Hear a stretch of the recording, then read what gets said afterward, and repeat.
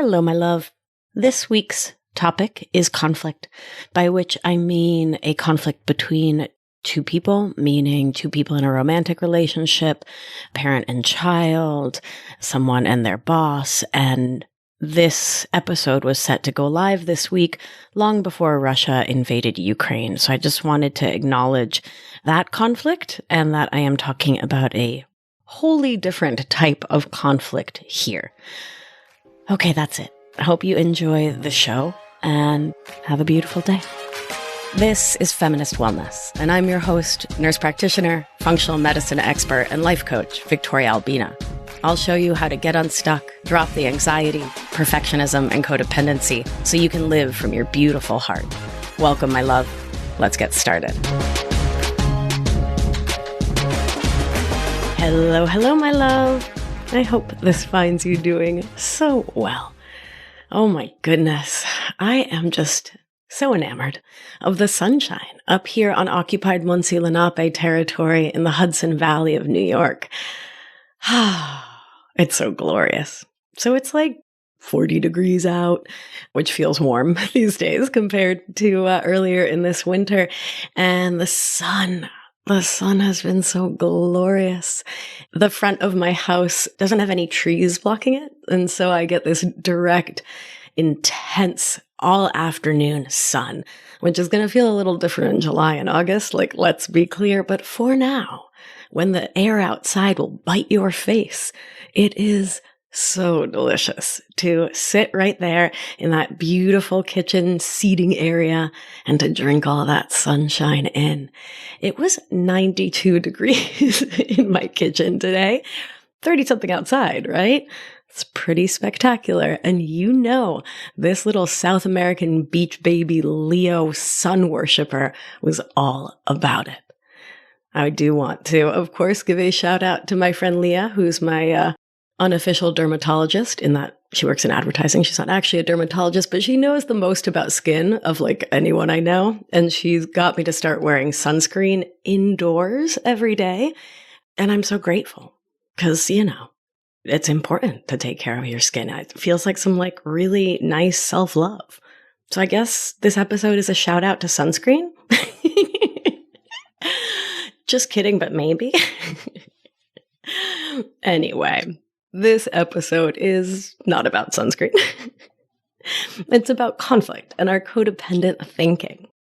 So my love, raise your paw if you've ever said, "Ugh, I hate conflict," or "I'm just conflict avoidant. I don't want to talk about it. I don't want to tell anyone that they hurt my feelings or that I don't like what they did because I'm conflict avoidant. I'm not into it." I hear it all the time from my clients in Anchored. And while I don't know that I've ever said exactly those kind of things before, I've totally have thoughts that, when I dig down into them, make it clear. I've totally acted from conflict avoidance many, many a time in my life. So I want to talk about what conflict is and how our codependent, perfectionist, and people-pleasing habits confuse the issue, and how to shift out of thinking that disagreements are conflict is part of what we're talking about today, and we'll be diving into a ton more detail about it next week. Here, as always, I am not speaking to abusive or violent situations, but rather to the everyday conversations and discussions that we often label as conflict and run from like a horse escaping a burning barn, or lean into like our own tail is on fire. All right, my beauties. So I want to start by testifying that it is possible to shift our story around conflict, our relationship to it. But first, we need to understand what it is and what it isn't. Conflict is defined as, and I quote, "a serious disagreement or argument, typically a protracted one." Well, that's some heavy language indeed. And we, from our thought habits, have the habit of making any little thing into a moment with the weight of an extended stay in the pit of despair. And we can have conflict internally with ourselves, like around a decision, which is something that can be quite challenging for us, or we can have conflict with another person or a group of people. But it doesn't have to be that way. we can start to see and feel into the difference between conversations, discussions, loving disagreements, and situations with the weight of this definition of conflict, a serious disagreement or argument, typically a protracted one. And what is so interesting about us from our codependent, perfectionist, and people-pleasing habits is that while we say we hate conflict and avoid it at all costs, what we often really mean is that we fear direct, open, and honest conversation. We don't know how to do it. It wasn't modeled for us. It's not our norm. And at the same time, we sure do have the habit of causing conflict or stress in a relationship through our codependent thought habits and the ways we enact those habits in all of our relationships. Some of our favesies include 1. We tend to take things personally, which is a cornerstone habit of codependent thinking, which, as a reminder, here at Feminist Wellness, we define codependent thinking as chronically sourcing our self-worth and validation from others instead of from within ourselves.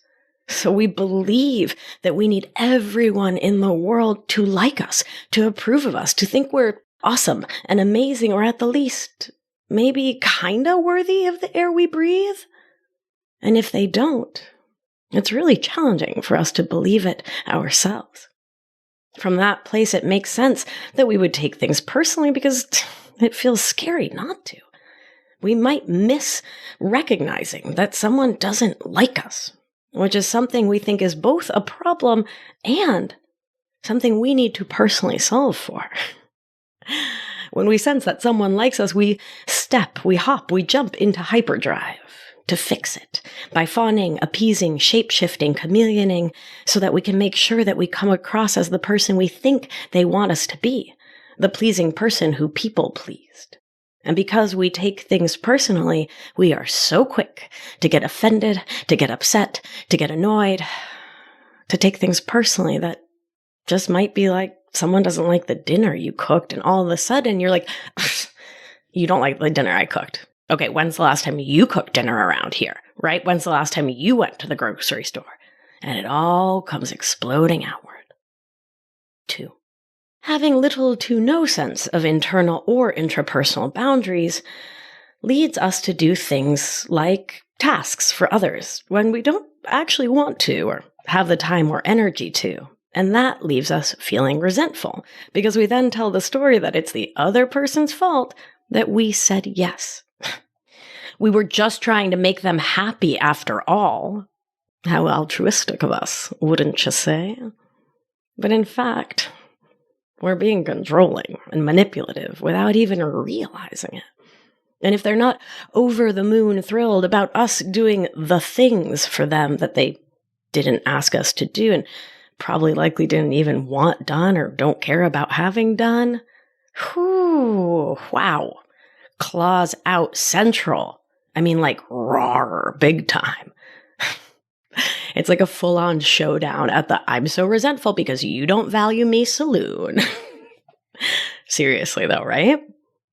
So 3 is the habit of not expressing our displeasure in the moment because we fear that doing so will displease others. And we fear that because doing so was something that was not safe or okay in childhood, which we'll come back to. And in the patriarchy is definitely not something okay for humans socialized as women and humans living in marginalized identities to do. We are to be pleasing, polite, demure, elegant, quiet. We are supposed to be good girls, right? So instead of speaking up and saying, I don't like that, or, hey, that hurt my feelings, instead we shove it all in the pile of other disappointments and resentments we hold against the people we love. And side note, we do this so that when they abandon us, which we believe is inevitable, we can be like, see, I knew it. I was right all along about how much they suck. Doing so, holding all that resentment in, is like holding a massive helium balloon underwater. It's eventually going to come shooting up on out of the water, and it's going to smack you and the people around you right in the face through blow-ups, passive aggression, snarky comments or jabs, on and on with the indirect communication yuck. Habit 4 In episode 71, we talked about the fixer habit, that deep desire to control others that we feel, that drives us to try to micromanage the people in our lives, often without their consent. And listen, let's be real. No one likes to be controlled without their consent, right? So of course that habit leads to conflict when people ask us to cut it out. We then take that personally and get resentful, and the whole 1, 2, 3 codependent cycle starts spinning once more. Habit 5, we stay in relationships where there's frequent conflict, heated disagreements that end in one or both partners yelling, accusing, name-calling, because from our codependent behaviors, we believe that we need the other person, our partner, to love us in order for us to be okay. And we're scared at our core that we are truly unlovable. So we stick around even when unhealthy conflict is the norm and often perpetuated ourselves from our desire to be constantly validated. Habit 6, over and under exaggeration. So we have the tendency to make someone saying, "Hey, I asked you to do this by Wednesday and it's now Thursday. What's up?" Or a date saying, "Hey, I want to talk about how we communicate our needs," into something massive, a potential life or death kind of moment that we need to defend and protect ourselves against. We need to meet as though it is a conflict. Or we tend to shut down in those moments, take all the blame, make it all about how terrible we are, or shut down in another way, which is to minimize the other person's wants, needs, opinions, or ask in an attempt to avoid conflict and the potential self-flagellation that may ensue. It's our habit for sure to make things bigger than they are from sympathetic, or to play like it's nothing from dorsal, to freak out and think doom is nigh, or to be dismissive, which can sound like, "Ugh, I just wish he didn't make everything such a big deal," or, "Ugh, why can't they just stop being so sensitive?" when someone is trying to communicate with us.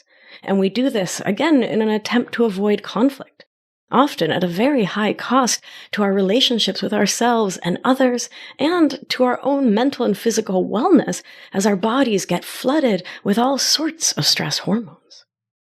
7, we have the habit of blaming others instead of taking personal responsibility for what we do and how we feel. We talked about this in detail way back in episode 92, Radical Self-Responsibility. We say things like, "She made me feel sad. I did it to make them happy. He guilted me." Check out that episode for more details, because when you blame someone else for creating your feelings instead of stepping into your power to create them for yourself, of course you're more likely to lash out or to be in blame, to come to conversations from that blaming place. Makes sense? 8. Finally, you don't know how to have your own back. And this is something that happens for us, right? The core thing of codependency is that our focus is outward on everyone else instead of focusing on ourselves. And we forget. We forget how to have our own backs because we are so invested in having everyone else's. So for example, your date says something and your tender heart goes, "Ouch. That hurt." And you want to say something, but this voice inside you that feels old as the sand says, "Don't speak up. They'll tell you you're wrong. They'll make fun of you. They'll negate you. They'll tell you you're not actually feeling what you think you're feeling." And my beauties, I know this one all too well. It was a wound from childhood that I carried that was strengthened when I was in an emotionally abusive relationship with a lot of gaslighting. I was often told that my feelings were wrong, that I wasn't feeling what I thought I was feeling or what I said I was feeling, that I had no right or reason to be upset or hurt, that it was my fault that I had, quote, "made them say that mean thing," which are literal words I heard more than once. And conflict with this person was so intense, aggressive, and triggering in the clinical sense of the word that I learned to deeply fear conflict with them. From the skills I had then, I went dorsal. I shut up. I stopped talking.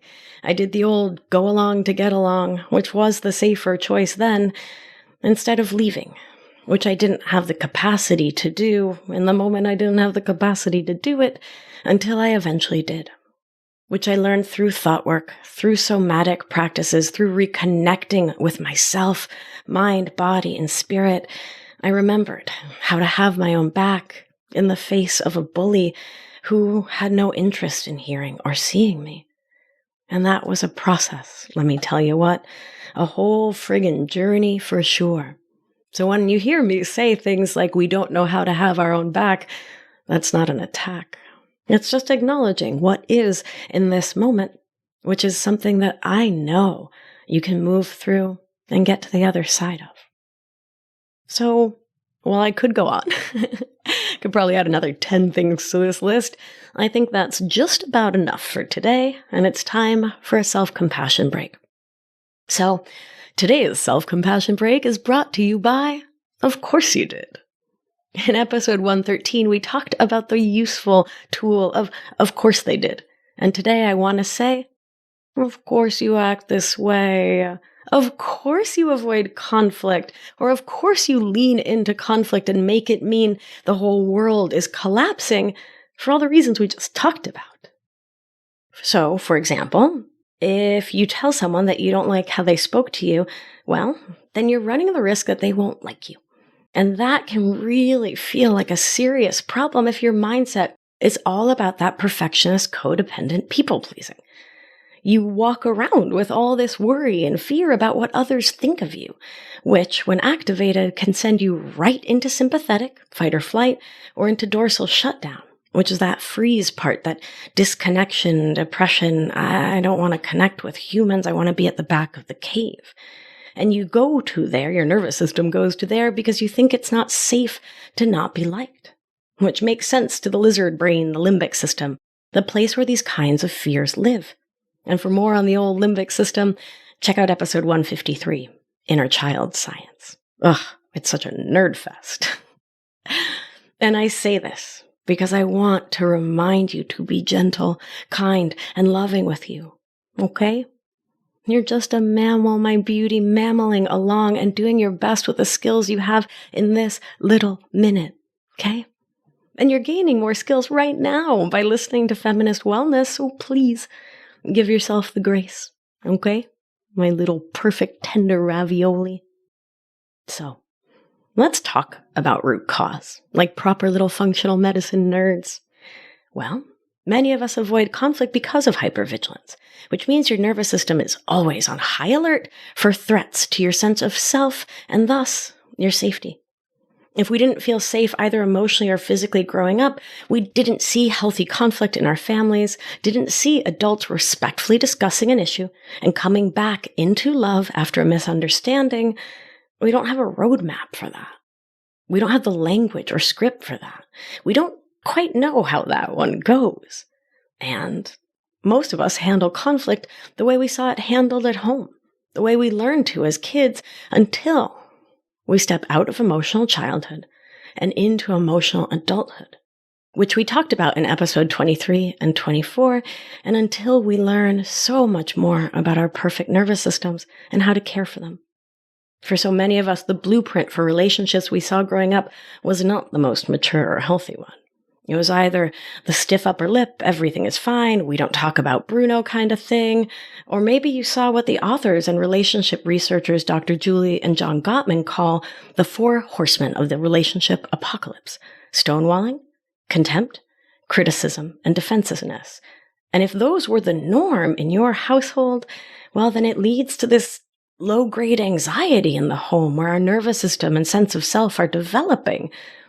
And so, of course, conflict, or even just a for realsies, let's be serious conversation, can feel like death and doom because we didn't learn that there is any other way to do it.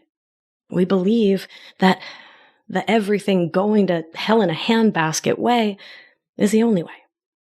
So, of course, we live in hypervigilance. From our codependent wounding, we are adept at reading other people's energy and tend to be highly sensitive, tender people, even if we don't seem that way on the outside. We pick up on energy and interpret it through the lens of our codependent relational habits. Empathy, compassion, reading other people's energy, none of that is a problem. Those are actually superpowers. But all of that becomes a problem when we make it a problem. We take on the things we're picking up as something to fix, or we make it mean something about ourselves. And this can sound like, hey, babe, is something wrong? I don't know, there's just like something feels off in your energy. Are you sure you're not mad at me? Like, are you really sure?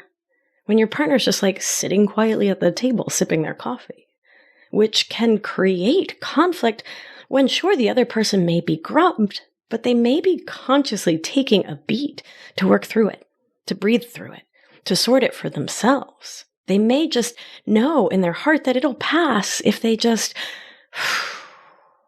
And instead of us being okay with others speaking up in their own time, being in their own process, we create tension and conflict by pushing someone else to make us feel safer, which they can't even really do and is certainly not created by pushing the issue until there's conflict. But our brains believe that conflict...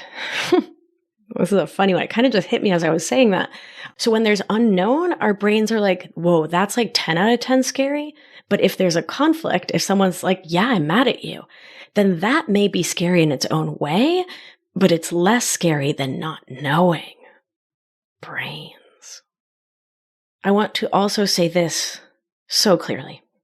For folks living in marginalized identities, people of color, queer and trans folk, disabled folks, inmigrantes, women, the undocumented, economically disadvantaged folks, neurodivergent folks, on and on, conflict is something to be avoided, especially in the context of interacting with systems, with employers, schools, oppressive forces like the police, because the risk of actually catastrophic outcomes are significantly higher, which is a very real, which is also something that gets written into the nervous system and is often an intergenerationally carried trauma response that makes a lot of sense and can be exacerbated if one has codependent, perfectionist, and people-pleasing thought habits, on top of being told from birth that the dominant society doesn't find you, in all your magic and glory, as valuable or as worthy of love as cis, het, blonde, slender, able-bodied, neurotypical white folks of European extraction.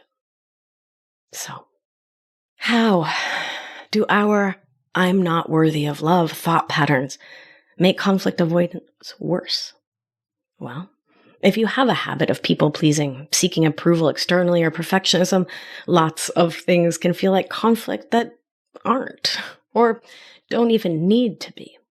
So I'll share the example of Karina, a client of mine in Anchorage. She had some work done on her house.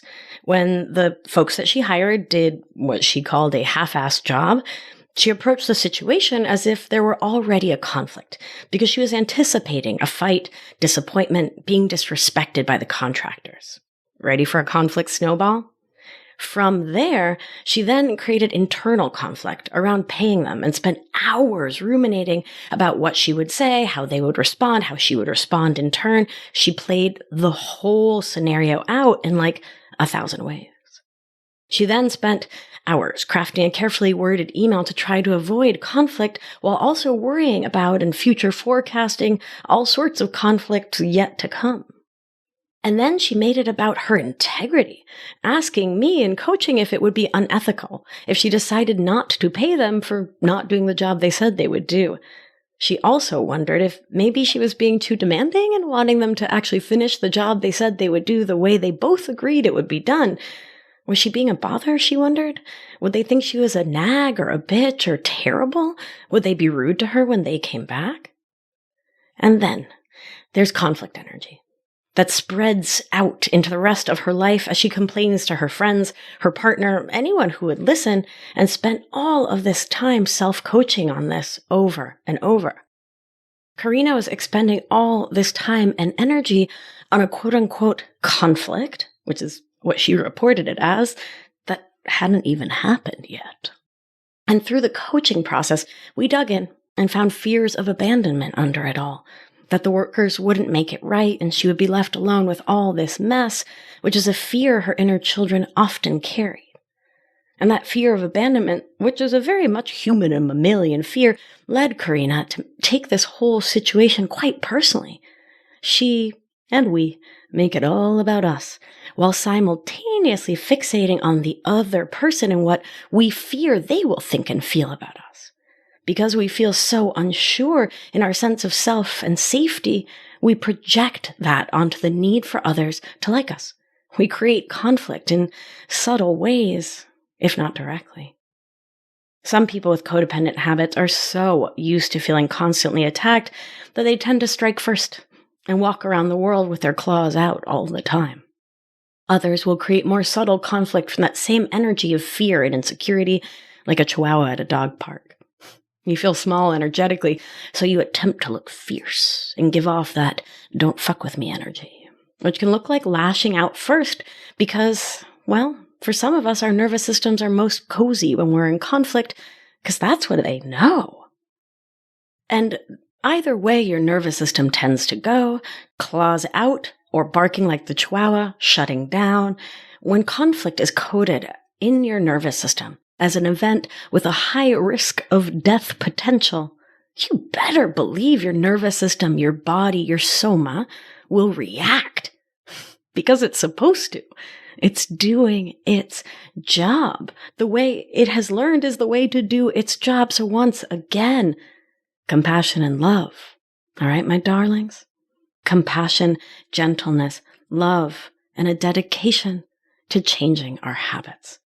And as adults, we get to learn how to respond internally and externally to our nervous system dysregulation. So we don't attack ourselves or the people we love, so we don't inadvertently gaslight or negate someone else's wants or needs, so we don't avoid or engage in conflict from an unconscious, unintentional place, so that we can speak our wants and needs from a place of self-regulation and can reach out to safe people to co-regulate our nervous systems with.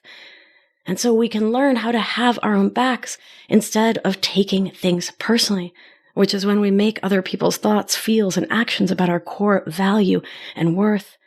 And we can remember, really, because every little baby knows how to do this. We can remember how to have our own backs. So we no longer stay in situations where we are not being treated well, where we are not being cherished, honored, and spoken to in a loving way. And we can learn to speak in a loving way to ourselves. Learning how to regulate our nervous system, how to get back home to ventral vagus, which is the safe and social part of the nervous system, with and for ourselves, is the core of what I teach in Anchored, my 6-month course. It's what we do from jump because it is so vital. And we layer thought work and breath work on top so that we can step into greater emotional, radical responsibility for ourselves and our lives. And so we can be a more loving, kind, and interdependent member of our families, our chosen families, our friend groups, our communities, the collective. My beauty. Next week, we will be talking in detail, you and I, about conflict management and resolution. And I'll be sharing some of my favorite ways to reframe conflict so you can have healthier, more loving conversations with the people in your life and less dysregulation in your magnificent nervous system. And you know I'll be providing my favorite heavy convo do's and don'ts because at the end of the day, your girl's a nurse, right? Like, I love it when we keep it very practical. We get practical skills, practical tools. I love the philosophizing. I love all the in-depth psychology. I just did it for like a half hour, but I love the practical. So next week in part 2, we'll be getting really practical because remedies, we all need remedies, right? I talked about how we didn't have a healthy version of conflict modeled for us. So let's model it for ourselves. What do you think? And if you're not subscribed to or following the show, now is the moment to do that. So it slides right on into your phone's podcast app automatically, which means you won't ever miss a show. How delightful is that?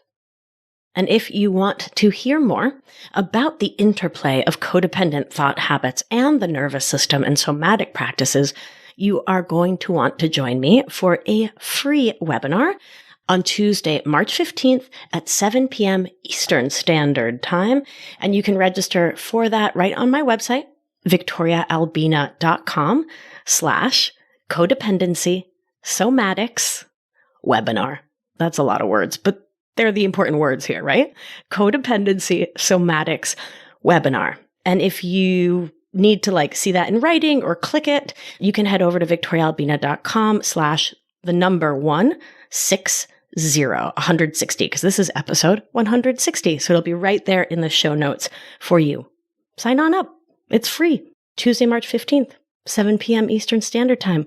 Learn how to heal yourself from codependent thinking by tapping into the wisdom of your body. Why not? Oh, and if you can't make it, we're going to send a replay the next day, so don't stress. Don't worry about it. You don't need to email me to ask if there will be a replay. There shall be. So don't worry about it, baby. All right. That was a lot. So let's take a nice, slow, deep breath in if you feel so moved. Long, slow out. Let's do what we do. Remember, you are safe. You are held. You are loved. And when one of us heals, we help heal the world. Be well, my beauty, and I'll talk to you soon. If you've been enjoying the show and learning a ton, it's time to apply it with my expert guidance so you can live life with intention without the anxiety, overwhelm, and resentment, so you can get unstuck. You're not going to want to miss the opportunity to join my exclusive intimate group coaching program. So head on over to victoriaalbina.com/masterclass to grab your seat now. See you there. It's going to be a good one.